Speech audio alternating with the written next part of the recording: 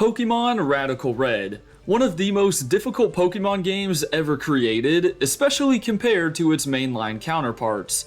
But one thing that they both have in common is the inclusion of a postgame, and this time around it seems to be an interesting one, as we'll be making a return to the Sevii Islands. For this video, I'll be using the same game file that I did in my Playing the Best Pokemon ROM Hack video, so be sure to check that one out once you're done here. Also, we need to find our inner Bob the Builder and fix this subscriber ratio as soon as possible. Anyways, will a Pokemon ROM Hacks postgame compare to the likes of a postgame made by Game Freak themselves? Well, let's find out, as it's time to actually play through the postgame of Pokemon Radical Red. Just like the normal Kanto games, you end up back outside of your house because apparently your mom doesn't like you anymore since you've been gone for so long. Now, in order to get the Tri-Pass and access the Sevii Islands, you'll need to defeat a bunch of different trainers around the region. And if you're wondering who exactly you need to beat, head over to this girl on Route 10 and she'll tell you. The trainers that you must rematch, or battle for the first time, include the first 4 Kanto gym leaders, 7 Johto gym leaders, and 2 random kids. With the latest version, you're already forced to rematch Brock, Misty, and Lieutenant Surge during the main storyline, so all you need to do now is meet up with Erica in her gym. But first, she asks that you retrieve some medicine from Fuchsia City for her Gloom. The nurse next to the Kangaskhan has the medicine for you, so once you bring it back to Erica, she'll challenge you. In typical Radical Red style, her team, along with the other trainers you'll face, are pretty dang tough. But upon winning, she hands you the TM for Grass Knot. Now for the Johto gym leaders, they're all scattered around Kanto. Bugsy is in the Cerulean Cape, and he gives you TM89 return, as well as 5 Nest Balls for your victory. Whitney is by the end of Route 11, and you get the normal gym and Eviolite upon her defeat. Morty will hand you TM30 Shadow Ball, the Shed Show, and a Soothe Bell once you take him out in a Lavender Town. Chuck can be found in the Fighting Dojo, and not only will you be given TM60 Drain Punch and the Expert Belt, but you can also add either an Aqua Breed or Blaze Breed Tauros to your team, even though you can probably do that during your first visit too. Price is chilling outside of the Seafoam Islands, and after taking care of his ice types, you obtain the Glalie and Choice Scarf.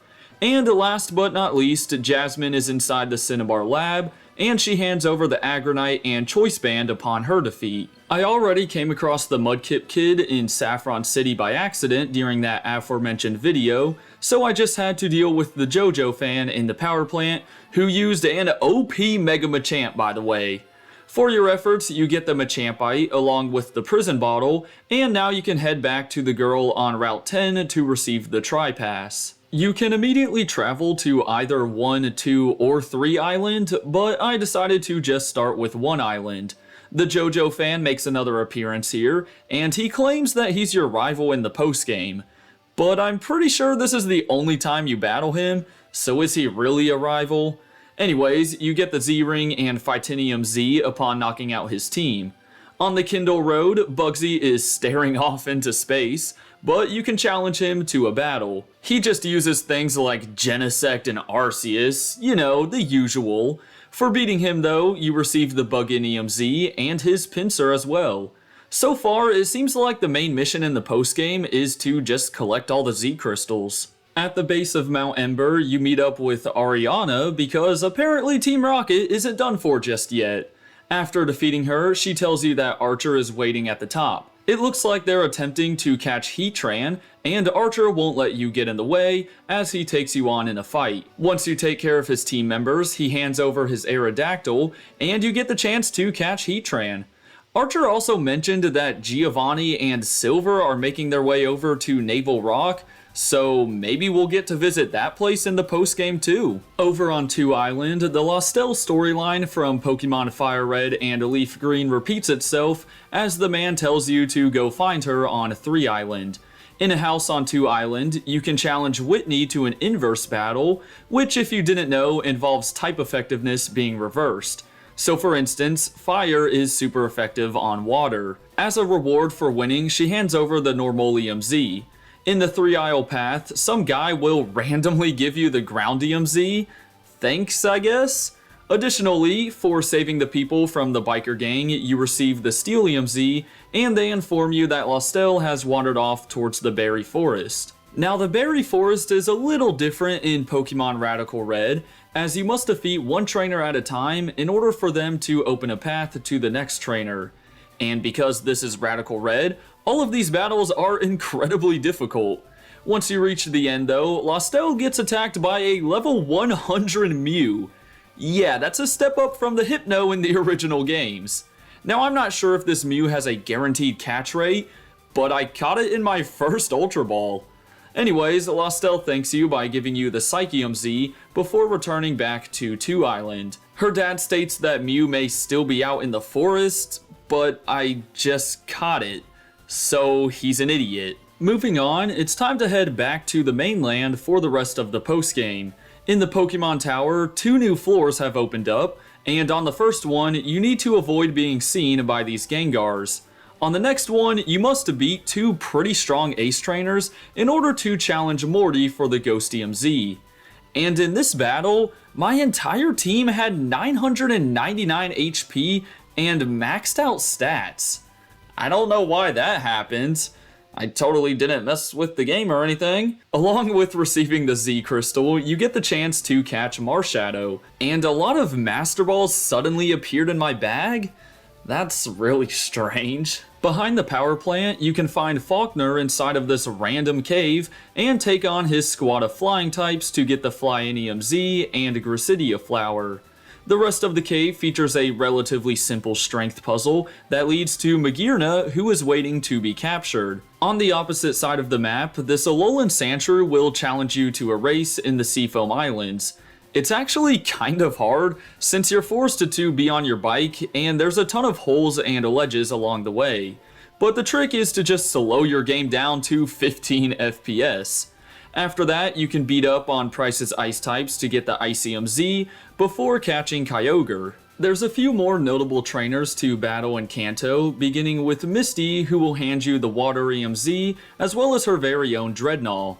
Back in Professor Oak's lab, he will actually be willing to battle you. Now, this fight is way tougher than the glitched one from Pokemon Red and Blue, as he takes you on 2 times in a row using different teams without letting you heal in between. Yeah, I'm very glad I maxed out my stats, because that's just plain stupid. Anyways, you get the EVMZ for all that BS. Further north in Viridian City, Claire is down for a rematch, and if you're victorious, she gives you the TM for Draco Barrage, along with her Dragapult. Back on 2 Island, I forgot about this Ace Trainer in the old game corner, but you can take him on using only starter Pokemon.